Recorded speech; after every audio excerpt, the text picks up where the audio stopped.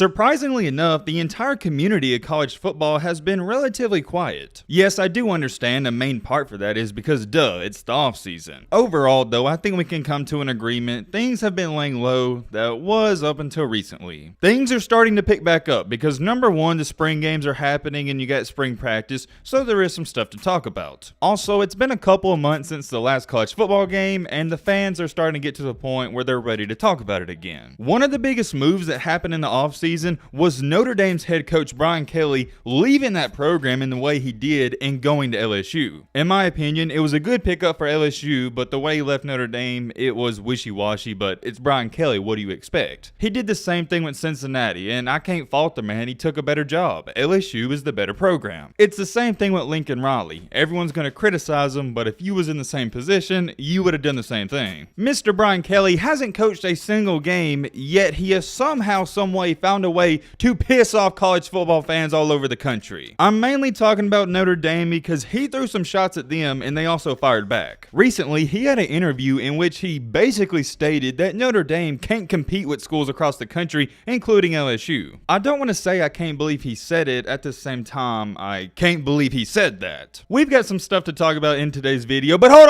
on real quick. You know what? We haven't done a double upload in forever on this channel. I'm feeling good. If you guys want to see a double upload, let's see if we can get this video to 400 likes in 2 hours. You guys always like when we do the double uploads. I like them as well. And if we do reach that like goal, the video I'm going to drop tonight, it's even more interesting. Like I said, 400 likes in 2 hours. As always, if you're new to the channel, I appreciate it if you subscribe. We're on the road to 200K.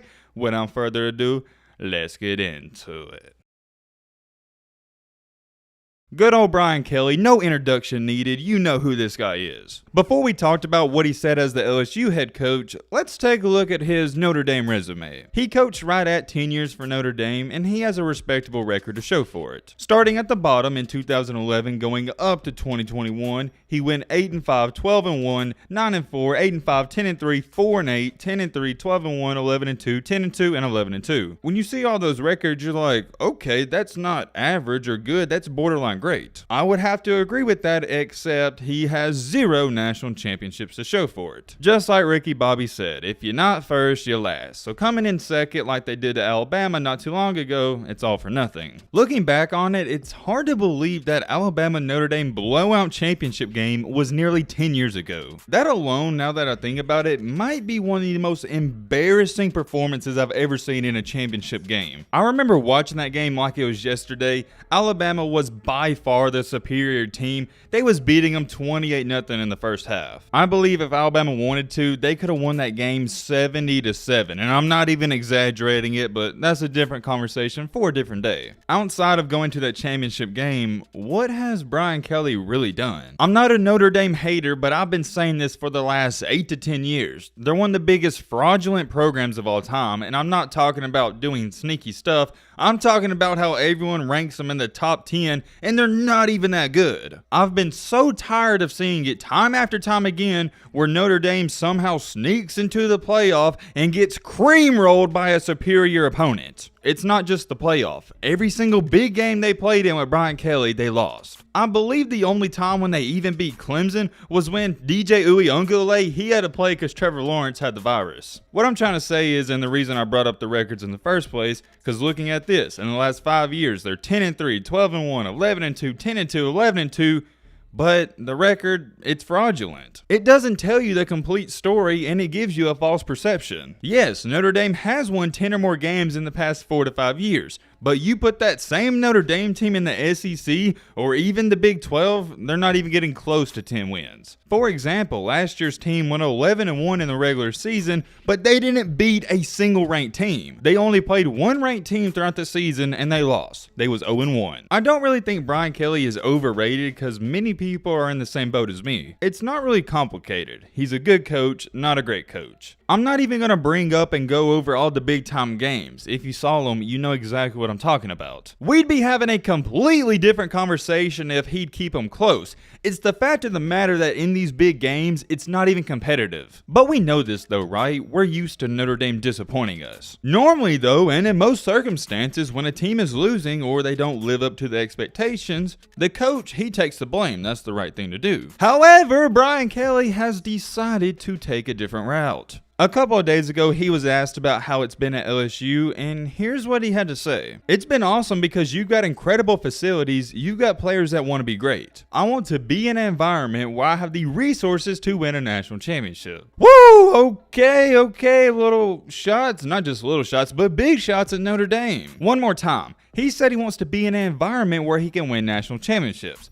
Basically throwing Notre Dame under the bus, saying that's not an environment to win those championships. Maybe some of you are saying, oh Matt, you're taking it out of context. Well, how about this one? He doubled down on that statement by saying, quote unquote, I felt like I did everything that I could at Notre Dame, and they felt like they did everything they could for me. You don't gotta be a rocket scientist to put two and two together. He is literally saying word for word that he got that program to about as good as they're going to get. Also stating, pay attention to this one, that Notre Dame felt like they did everything they could for him. For those of you that have no idea what any of this means, I'm going to inform you on the high points. What he's referring to is that at Notre Dame, it's harder to recruit. Just like he said, and I'm going to refer back to those quotes because those words came out of his mouth. As crazy as it is to say, he's somewhat right. Notre Dame doesn't exactly provide you with the resources to compete with the Alabamas and Georgias and Ohio States and maybe the USCs of the world. The reason I say maybe the USCs is because recruiting wise, yeah, USC, they're on another level, but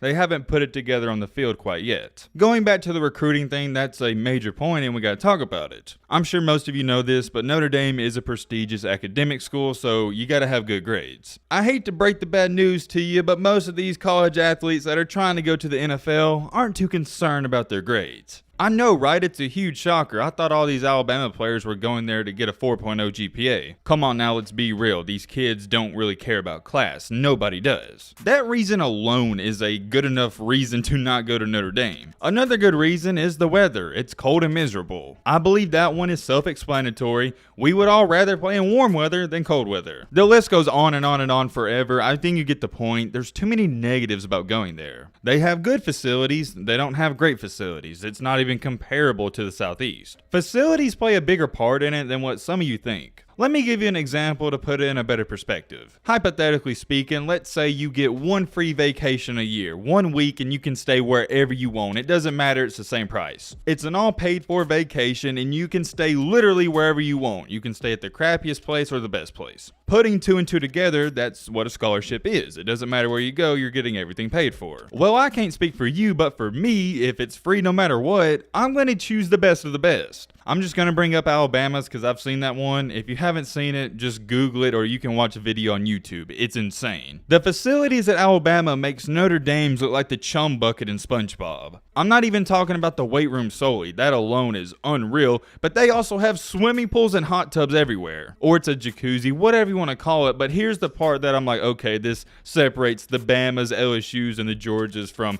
the Notre Dames of the world. This isn't me using LSU as an example, it's a cold hard fact. The LSU football team has their own chefs to make private meals for them after they work out. They also have smoothie bars and a nutritionist for every single athlete. It's the little stuff like that that separates programs. Throwing it back to me and you, let's try to put that in our terms. That'd be the equivalent to me or you going to the pool at our hotel, and then when we get out of the pool, they're walking up to us with a smoothie and a steak. I think we can all agree that's a hotel and that's a school that I'd want to play for. With all that being said, Notre Dame fans, they're pissed off by this, and I'm going to read you off what a couple of them said, and college football fans, they didn't like what Brian Kelly said. Me personally, you know how I am, I gotta be honest. And matter of fact, it's not even my opinion, it's cold hard facts, and if you're denying this, I don't even know what to tell you. What he said is 100% facts. It's the truth, and I get it, the truth hurts, but it is what it is. At LSU, it will be, and let me emphasize, it will be easier for him to win a championship. Whoa, hold on, before some of you run to the comments, I want you to hear me out. I really want you to hear me out. If you don't listen to anything else, just listen to this part. The road to the championship will be 10 times harder, but winning one will be slightly easier. Here's why. At Notre Dame, yeah, he had cupcake schedules, and it was easy for him to get into the playoff.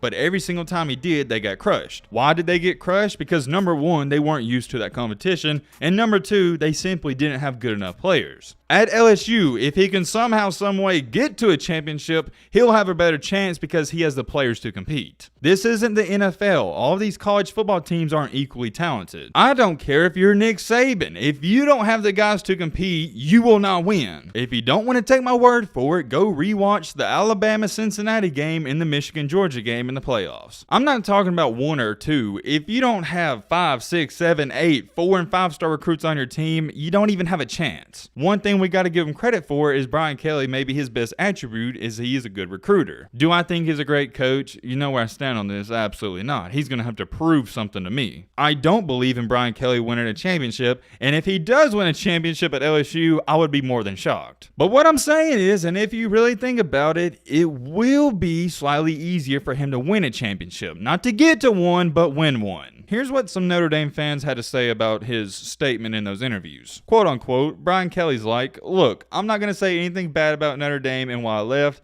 I'm just saying it's all their fault. I lost almost every big game and made terrible decisions with my coaching staff for the first 6 years. Here's the best one though. After that interview, Notre Dame's football team tweeted out on Twitter, no excuses here, referring to Brian Kelly making those excuses. People under this were even shocked by this, saying, what the crap, are they really firing back at Brian Kelly? Here's my final take on it. Is Brian Kelly right? Yes, but you can't say that stuff. You didn't see Nick Saban when he left Michigan State saying, oh, I don't have the guys to compete. You just don't say that stuff. I don't know how to put it in other terms. I'm very curious though. Let me know your thoughts on this in the comment section down below. But Twitter, peace.